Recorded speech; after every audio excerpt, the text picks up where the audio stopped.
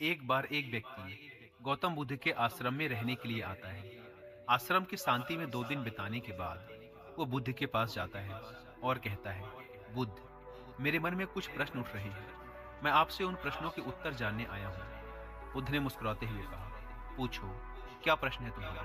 व्यक्ति ने कहा, बुद्ध, मैं अपने जीवन से बिल्कुल भी खुश नहीं हूँ। दुखों और मुसीबतों के पहाड़ ने मेरे जीवन को नर्क बना रखा है। मेरी जिंदगी में कुछ भी अच्छा नहीं चल रहा, कुछ भी। मैं आपसे जानना चाहता हूँ कि आखिर मेरे साथ ये सब क्यों हो रहा है? मैं ही इतना अभागा क्यों हूँ? बुद्ध ने कहा, सबसे पहले तो तुम ये बताओ कि तुम्हारे इस दुख का कारण क्या है? वो कौन सी चीजें हैं जिसने तुम्हें इतना व्याकुल और चिंतित कर रखा है? बुद्ध के प्रश्न के बारे में थोड़ी देर तक सोचने के बाद व्यक्ति ने कहा, बुद्ध, ये कैसा बेतुका सवाल है। मैंने आपसे प्रश्न किया और आप उत्तर देने की बजाय मुझे इसे वापस प्रश्न कर रहे हैं। व्यक्ति की बात सुनकर बुद्ध मुस्कुराए और बोले, दुख तुम्हारा है तो इसका कारण भी तुम्हें ही पता होना चाहिए।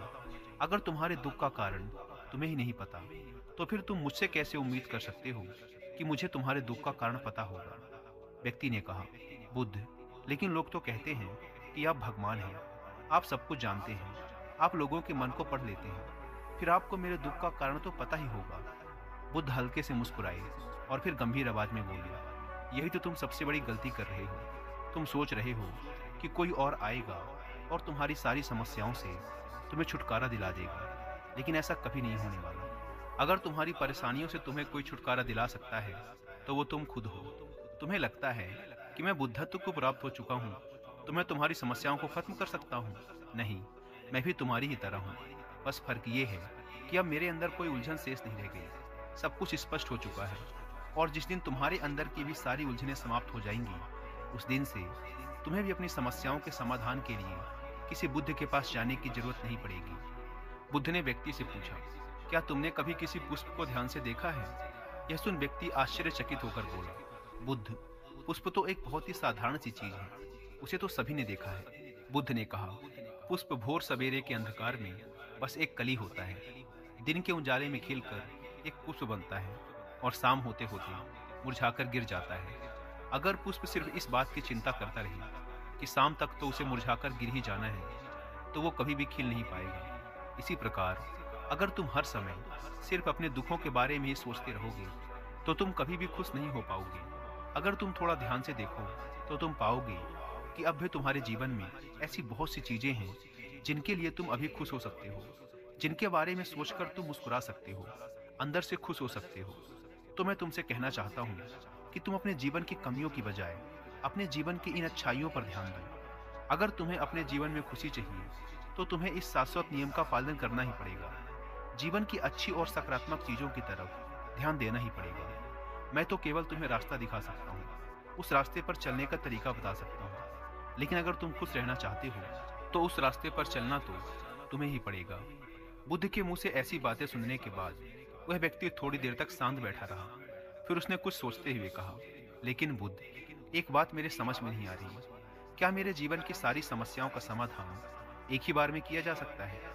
बुद्ध ने बहुत ही शांति से जवाब देना शुरू किया। मान लो कोई भविष्य देखने वाला व्यक्ति तुम्हें यह बता देता है कि आज शाम तक तुम्हारी मृत्यु निश्चित है, तो क्या ये जानने के बाद तुम उन बातों की चिंता करोगे जिनके बारे में सोचकर तुम अभी चिंतित हो रहे थे? नहीं, तुम्हें कोई ऐसी समस्या याद भी नहीं आएगी जिसके लिए तुम अभी चिंतित हो रहे हो, क्योंकि उस समय तुम केवल जीवन की उस सच्चाई के बारे में सोच रहे होगे जिसे लोग मृत्यु कहते हैं। और अचानक तुम्हें महसूस होगा कि जिन छोटी छोटी बातों को तुम अपने जीवन की सबसे बड़ी समस्या समझकर बैठे थे वो तो कुछ भी नहीं थी। अचानक तुम्हें लगेगा कि चिंता करना तो व्यर्थ है, मैं तो शाम तक इस दुनिया को छोड़कर जाने वाला हूँ। और तुम्हें अपने जीवन के वो सारे पल व्यर्थ लगेंगे जो तुमने चिंता, जलन और बेवजह के दुख में बिताए थे। लोग बोलते तो हैं, लेकिन वो कभी भी अंदर से स्वीकारते नहीं कि एक दिन उन्हें भी इस दुनिया को छोड़कर जाना है। उनकी चाहत, उनकी इच्छाएं इतनी मजबूत होती हैं कि वो खुद को अमर मान लेते हैं। खुशी और दुख दोनों ही स्थायी नहीं है, ये हमारे कर्मों और विचारों की वजह से पैदा होते हैं। व्यक्ति जो कि बुद्ध की बातों को पूरा ध्यान लगाकर सुन रहा था, उसने बीच में रोकते हुए कहा, बुद्ध, तो क्या आपके कहने का अर्थ ये है कि मैं हमेशा ये सोचता रहूं कि मैं मरने वाला हूं? और क्या ऐसा सोचना मेरी सारी समस्याओं को खत्म कर देगा? बुद्ध ने कहा, नहीं, ऐसा कभी मत सोचो। बस तुम्हें यह स्वीकार कर लेना है कि इस दुनिया में मेरी उपस्थिति अनिश्चित है, और जब तक मैं यहाँ हूँ एक खुश जीवन जीऊँगा। जो भी अच्छी चीज़ें तुम्हारे जीवन में हो रही हैं या हैं, उनके साथ जियो। वो तुम्हें अंदर से खुशी और शांति देगी। अपने दिमाग को सही करो और धीरे धीरे तुम्हारे अंदर की सारी उलझनें समाप्त हो जाएंगी। इंसान के जीवन के ज़्यादातर दुख और समस्याएं उसकी इच्छाओं की वजह से पैदा होते हैं। इसीलिए अपने मन को नियंत्रित करो। अगर तुम अपने दिमाग को एक बच्चे के दिमाग के जितना सुलझा कर रख सकते हो तो तुम्हें आंतरिक शांति का अनुभव होगा। व्यक्ति ने कहा, बुद्ध, आपने मन के नियंत्रण की बात की। अपने इस चंचल मन को हम नियंत्रित कैसे कर सकते हैं? बुद्ध ने कहा, तुम्हें सबसे पहले खुशी और दुख के बीच के अंतर को समझना जरूरी है। तुम्हें पहले ये जानना होगा कि तुम्हारे लिए खुशी और दुख का क्या मतलब है। फिर उसके बाद अभ्यास के द्वारा तुम्हें अपने मन को ऐसे तैयार करना है कि ज़्यादा खुशी के मौके पर यह ना तो बहुत ज़्यादा खुश हो और ना ही दुख आने पर बहुत ज़्यादा दुखी। तुम्हें अपने आप को पूरी दृढ़ता के साथ मध्य में रखने का प्रयास करना है, जिसे मैं मध्यम मार्ग कहता हूँ। अगर तुम अपने जीवन में गहराई से झांको और यह पता करने की कोशिश करो कि तुम्हारे दुख क्या हैं और ये क्यों पैदा होते हैं, तो अंत में तुम्हें इसका एक ही जवाब मिलेगा कि तुम्हारे सारे दुखों का कारण तुम खुद हो। तुम्हारी इच्छाएं, तुम्हारी चाहत, तुम्हारा लगाव ही तुम्हारे सारे दुखों का कारण है। पर क्योंकि मन ही तुम्हारी सारी चाहत, सारी इच्छाएं पैदा करता है, इसीलिए अगर तुमने अपने मन को नियंत्रित कर लिया तो तुम्हारे सारे दुख खत्म हो जाएंगे। दोस्तों, अगर आप गौतम बुद्ध की शिक्षाओं और उनके द्वारा बताए गए मध्यम मार्ग के बारे में विस्तार से जानना चाहते हैं तो इसके लिए आप कुक एफएम पर हिंदी में एक ऑडियो बुक सुन सकते हैं, जिसका नाम है बीइंग टू बिकमिंग बुद्धा। इस ऑडियो बुक में गौतम बुद्ध की पूरी जीवन गाथा के साथ ही उनकी शिक्षाओं के बारे में भी विस्तार से बात की गई है। और कुक एफएम की बात करें तो यह इंडिया का लीडिंग ऑडियो शो प्लेटफॉर्म है, जहाँ पर आप अपनी मनपसंद लैंग्वेज में 10,000 से भी ज़्यादा किताबों को ऑडियो फॉर्म में सुन सकते हैं। अभी कुक एफएम पर क्रिसमस ऑफर भी चल रहा है, इसीलिए आपको इसके 1 मंथ का सब्सक्रिप्शन 99 रुपीज़ की बजाय पड़ेगा सिर्फ 39 रुपीज़ का। अगर आप यूज़ करते हैं कूपन कोड सेंटा60, यानी आपको मिल रहा है सीधा 60% का डिस्काउंट। लेकिन यह ऑफर सिर्फ 25 दिसंबर तक ही वैलिड है। लेकिन वो लोग जो इस वीडियो को 25 दिसंबर के बाद देख रहे हैं, उन्हें कुक एफएम के ईयरली सब्सक्रिप्शन पर मिलेगा 50% का डिस्काउंट अगर आप यूज़ करते हैं हमारा personal coupon code WI50। App को डाउनलोड करने की link description and first comment पर दी गई है। गौतम बुद्ध ने व्यक्ति से कहा, अगर तुम एक छोटा सा काम और कर सको तो तुम देखोगे कि तुम्हारे जीवन के सारे दुख हमेशा के लिए खत्म हो जाएंगे। बुद्ध के मुंह से ऐसी बात सुनने के बाद व्यक्ति ने उत्साहित होते हुए कहा, मुझे क्या करना होगा बुद्ध? बुद्ध ने कहा, अगले 2 दिनों तक तुम किसी से बात नहीं करोगे और 2 पेपर लेकर आश्रम की एकांत जगह पर बैठ जाओगे। वहाँ शांति से बैठकर तुम्हें सोचना है और पहले पेपर पर उन सारे दुखों के बारे में लिखना है जो तुम्हें परेशान कर रहे हैं, और साथ में ही तुम्हें उन सारे दुखों का कारण भी लिखना है।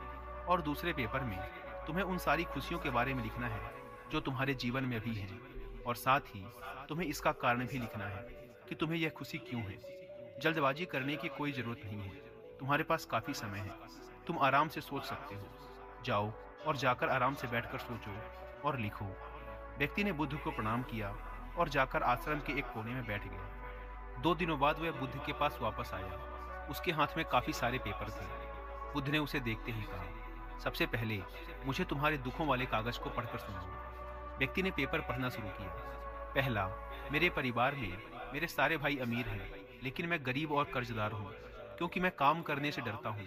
मैं काम से ज़्यादा आराम करता हूँ और साथ ही मैं खुद की दूसरों के साथ तुलना भी करता रहता हूँ। व्यक्ति ने आगे पढ़ना शुरू किया। दूसरा, मेरे पड़ोसियों ने अपना बहुत सा धन बचत के रूप में रख रखा है, लेकिन मेरे पास बचत के नाम पर कुछ भी नहीं है। इसका सबसे पहला कारण यह है कि मैं बहुत ही कम काम करता हूँ, जिसकी वजह से मैं बहुत थोड़ा ही कमा पाता हूँ, लेकिन मैं खर्च बहुत ज़्यादा करता हूँ अपनी गलत संगति की वजह से, जिसका परिणाम ये है कि आज मेरे पास बचत के नाम पे कुछ भी नहीं है। तीसरा, मेरी पत्नी बहुत लंबे समय से बीमार है और इसकी इस बीमारी का कारण मैं खुद हूँ, क्योंकि अपनी लापरवाही की वजह से मैं उसे कभी भी किसी वैद्य के पास नहीं ले गया। मैंने उसे किस्मत के भरोसे छोड़ दिया।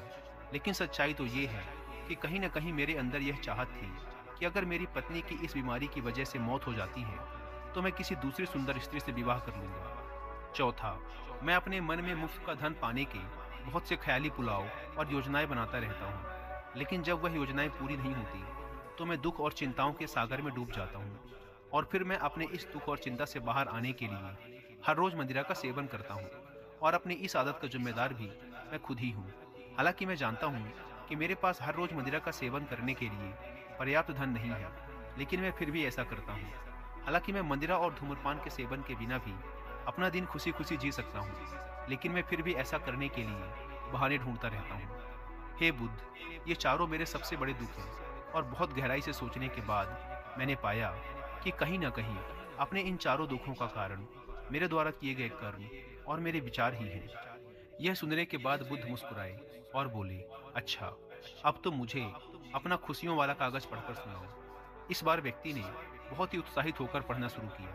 पिछले 2 दिनों के दौरान मैंने जो भी जाना और अनुभव किया वह मैंने अब तक की अपनी पूरी जिंदगी में कभी नहीं किया था। पिछले 2 दिनों के दौरान मैंने यह महसूस किया कि मेरे अंदर असीम शांति और आनंद का सागर भरा पड़ा है, और मैं अपने इस अनुभव को पाकर बहुत प्रसन्न हूँ। मेरी खुशी के कारणों की सूची बहुत लंबी है, जिसे पढ़कर आपको सुनाने में बहुत लंबा समय लग जाएगा।